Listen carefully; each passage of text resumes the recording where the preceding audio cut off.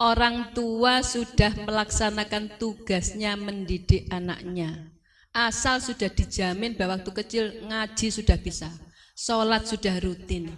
Begitu besar lalu kumpul dengan temannya. Temannya nggak sholat, katut nggak sholat. Temannya nggak ngaji, katut nggak ngaji. Diajak ngaji malah nggak mau, ngeten nggih. Itu orang tuanya sudah tidak salah di hadapan Allah karena sudah melaksanakan tugas. Tetapi karena dia kumpul orang lain jadi murtad misalnya, atau tetap Islam tapi dia tidak melaksanakan syarat Islam, itu dia yang bersangkutan, yang bertanggung jawab pada Allah nanti. Itu loh bahayanya atau besarnya pengaruh teman. Makanya ketika di alam kubur konco niku ditakokno, nggih napa mboten?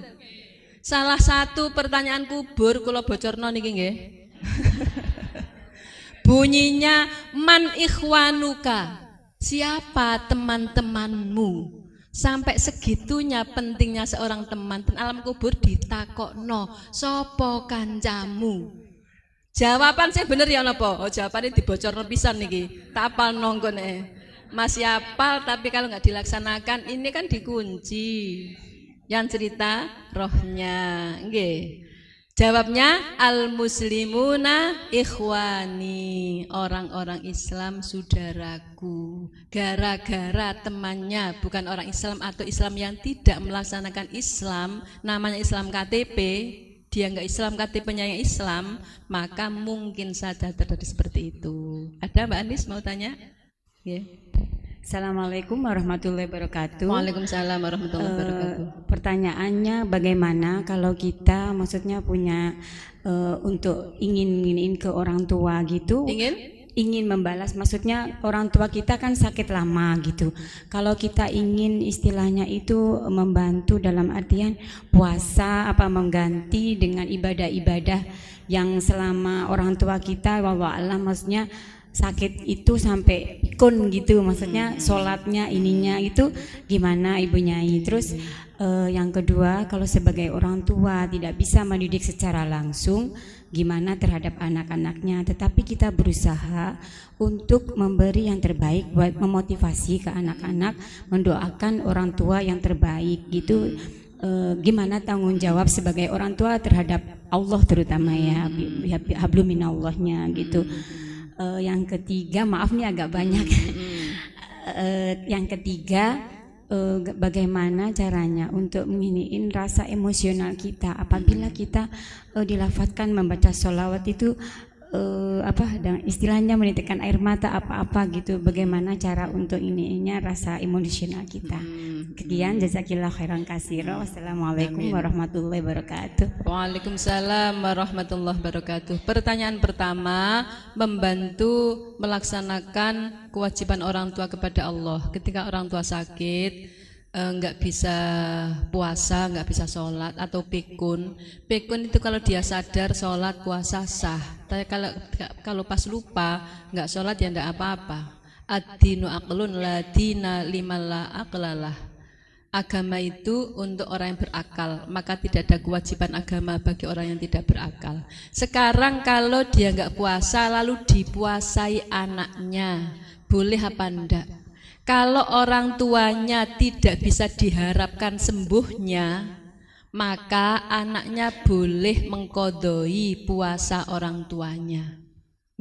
Orang tuanya bagaimana nggak bisa diharapkan sembuhnya, usianya sudah 99 tahun 9 bulan 9 hari 9 jam misalnya, itu kalau puasa mesti bawa ke UGD misalnya, itu sebenarnya boleh hanya fidyah saja, ya kan, fidyah saja karena dia sudah nggak kuat puasa. Tetapi anak yang birrul waliden pengen juga selain memfidyai ibunya atau ayahnya, dia pengen untuk membayar hutang puasa ayahnya ibunya, boleh. Birru abaakum tabirru abnaukum, baktilah kepada ayah ibumu, nanti anak-anakmu akan bakti kepadamu. Kalau kita berbuat baik itu kepada orang tua, anak-anak kita nanti akan bakti kepada kita. Kita akan diangkat derajat juga oleh anak-anak kita. Itu di dunia, belum lagi pahalanya di hadapan Allah.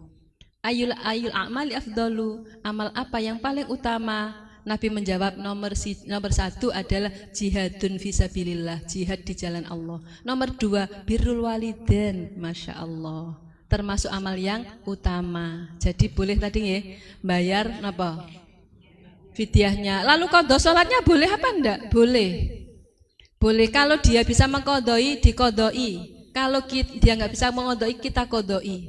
Sebenarnya sholat itu, andai kan tidak dikodoi karena memang dia nggak bisa, itu nggak apa-apa. Tapi karena anak pengen berwaliden, lalu anaknya kodo. Usolli fardhu dhuhri arba'a raka'atin mustaqbilal qiblati qada'an li ummi. Wakijah misalnya, fardhu li ta'ala Allahu Akbar. Ya, niat sholat zuhur 4 rakaat, nyaur utang. Hutang sholatnya ibu saya wakijah tadi bertukan Allah Akbar, Allah menerima. Ya, Allah menerima. Yang kedua tentang ngajari anak. Oh, tidak langsung, karena mau didik langsung mungkin orang tuanya nggak mampu. Mungkin kalau dengan orang tuanya kolokan, nopo kolokan, ngalem manja, gak sido belajar. Sing macem-macem kan kalau orang tuanya nggak bisa, akhirnya tidak langsung, mungkin disuruh ke TPQ, mungkin ditaruh di madrasah ibtidaiyah, madrasah sanawiyah, madrasah aliyah, IAIN misalnya.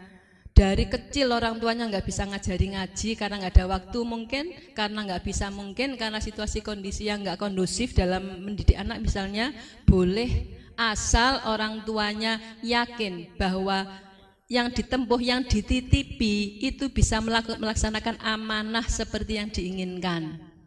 Supaya bisa ngaji ke TPQ gitu kan.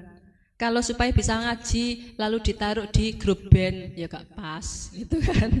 Nah, jadi sesuai dengan apa yang diperintahkan Allah. Kemudian yang ketiga tadi tentang membangkitkan rasa emosi gitu ya, baca sholawat terus nangis gitu kan. Oh iya.